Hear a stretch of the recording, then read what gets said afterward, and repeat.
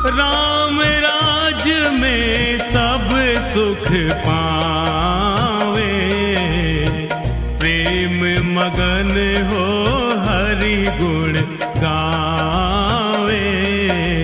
दुख कलेश करहा न नाम, पतित पावन सीताराम। जय रघुनंदन जय घनश्याम, पतित पावन सीताराम।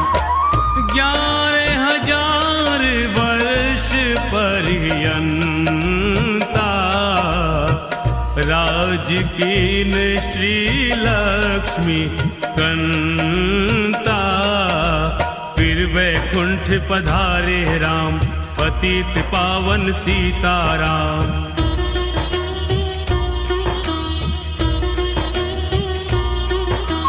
आचार्य मुकेश त्रिपाठी जी आ चुके हैं हमारे साथ और ये हमें अयोध्या को एक्सप्लोर कराएंगे। ये रहे मुकेश त्रिपाठी जी। जय सिया राम सभी को, जितने भी दर्शक देख रहे हैं सभी को सादर जय सिया राम। और आज हमारे प्रिय मित्र रवि शुक्ला जी जो अयोध्या को एक्सप्लोर करने के लिए आए हैं, दूर दूर से देख करके अयोध्या के विषय में चर्चा करते हैं, उनको एक बार अयोध्या आकर के खुद देखनी चाहिए। और दूसरी चीज़, जिस पावन भूमि पर हम लोग खड़े हैं, इस पावन भूमि की क्या महत्वता है। देखिए, प्राचीनतम अयोध्या जो सप्तपुरियाँ हैं, सप्तपुरियों में से सबसे पहले अयोध्या मथुरा शुरू होता है। अयोध्या मथुरा काशी शुरू होता है अयोध्या से ही। क्यों? क्योंकि सबसे बड़ी अयोध्या नगरी और सभी धामों में जाने का जो पुण्य है वो केवल एक बार अयोध्या में आ जाने से वो सारे पुण्य उनको मिल जाते हैं। गोस्वामी तुलसीदास जी कहते हैं कि एक निमिष तुलसी बसे तुले न तुलसीदास। माने एक निमिष, जो एक क्षण मात्र सरयू जी के तट पर विचरण कर लेता है, रह लेता है, उसकी तुलना साक्षात तुलसीदास जी भी नहीं कर सकते हैं। और ये अयोध्या की महिमा है, अयोध्या की वासियों की महिमा है, अयोध्या की भूमि की महिमा है, माँ सरयू की महिमा है। और जो ये जल आप लोग देख रहे हैं, माँ सरयू का पावन तट आप देख रहे हैं, ये वशिष्ठजा हैं।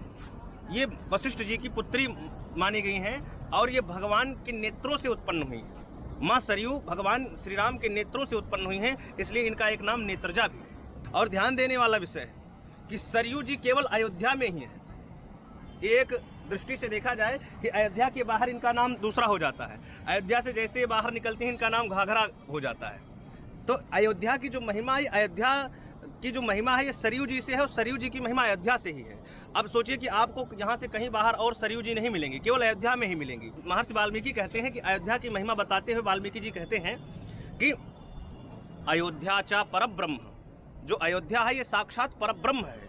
और सरयू सगुण पुमान, ये जो सरयू आपको दिख रही हैं कल कल कल्लोल करती हुई, जो इनकी धाराएं आपको नजर आ रही हैं, ये क्या है? कहते हैं सरयू सगुण पुमान, वो साक्षात भगवान का विग्रह, सगुण विग्रह दिख रही हैं। जैसे भगवान का दर्शन हम नहीं कर पाते हैं, लेकिन सरयू जी का दर्शन अगर हो गया तो समझ लीजिए सगुण परमात्मा, साकार परमात्मा का दर्शन हो गया। तो ये अद्भुत महिमा अयोध्या की है और सभी से निवेदन है कि एक बार जरूर अयोध्या आए। जो भी प्राणी उस भगवान के विग्रह को दर्शन करेगा वही धन्य हो जाएगा। क्यों? क्योंकि राम किसी एक व्यक्ति के नहीं है, किसी एक धर्म के नहीं है, राम सबके हैं। राम जैसा बेटा किसको नहीं चाहिए, राम जैसा पति किसको नहीं चाहिए। तो राम का व्यक्तित्व ही अपने आप में एक बहुत बड़ी चीज है, चरित्र।